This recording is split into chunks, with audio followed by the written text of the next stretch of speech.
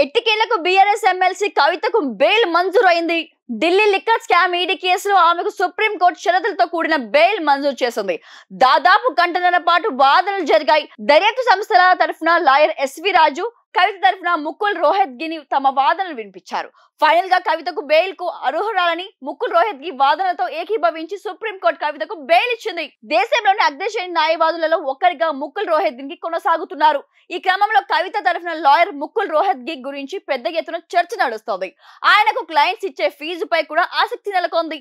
తమ కేసులను వాదించేందుకు ఈయన నియమించాలంటే గంటల సమయం లెక్కన ఫీజు చెల్లించాల్సి ఉంటుంది. ఈయనకు గంటకు 10 లక్షల నుంచి 15 లక్షల వరకు ఫీజు చార్జ్ చేస్తారని చెప్తున్నారు.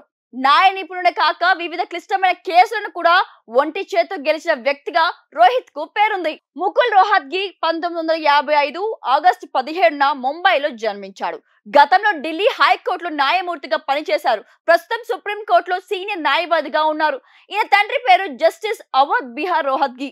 ఈయన కూడా న్యాయవాది. ప్రస్తుతం ఇండియాలో అగ్రశ్రేణి న్యాయవాదులలో ఒకరైన రోహత్గి ముంబైలోని గవర్నమెంట్ లా కాలేజీలో న్యాయ విద్యను పూర్తి చేశారు. ఆ తర్వాత ఢిల్లీ హైకోర్టులో యోగేష్ కుమార్ సబ్రవాలా వద్ద ప్రాక్టీస్ స్టార్ట్ చేశాడు. అలా అంచెలంచెలుగా ఎదిగారు ముకుల్.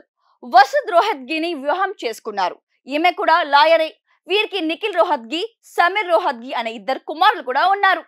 భారత్ ప్రభుత్వం ముకుల్ రోహత్గిని 1999 నవంబర్లో 5 ఏళ్ల పాటు భారత్ అదనపు సొలిసిటర్ జనరల్ గా నియమించింది. తర్వాత 19 జూన్ 2014 నుండి 18 జూన్ 2017 వరకు ఎన్డీఏ ప్రభుత్వంలో భారతదేశ అటార్నీ జనరల్ గా నియమితులు అయ్యారు. ముకుల్ తన పదవి కాలంలో ట్రిపుల్ తలాక్, మణిపూర్ నకిలీ ఎన్కౌంటర్ కేసు, జాతీయ న్యాయ నియామకాల కమిషన్, ఆధార్ కేసు వంటి విజయవంతమైన కేసులను వాదించారు. అటల్ బిహారీ వాజ్పేయి ప్రభుత్వం హయాంలో లా ఆఫీసర్ గా కూడా పనిచేశారు రోహత్గి.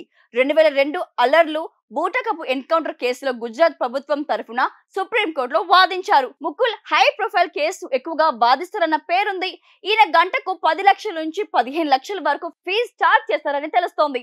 మార్చి 15న లిక్కర్ కేసులో కవితను ఈడీ అరెస్ట్ చేసింది. ఈ క్రమంలో ఈమె పలువురు బెయిల్ కోసం ప్రయత్నించినా ఫలితం దక్కలేదు. ఈసారి కవిత తరఫున లాయర్ రోహత్గి బలంగా వాదనలు వినిపించారు. ఢిల్లీ లిక్కర్ స్కామ్ లో 100 కోట్ల రూపాయల చేతులు మారాయన్నది ఆరోపణలు మాత్రమే. కేసులో 493 మంది సాక్షులను విచారించారు. కవిత ఎవరిని బెదిరించలేదు. ఆమె దేశం విడిచి వెళ్లే అవకాశమే లేదు. కవితకు బెయిల్ పొందే అర్హత ఉంది అంటూ తన వాదనను బలంగా వినిపించారు.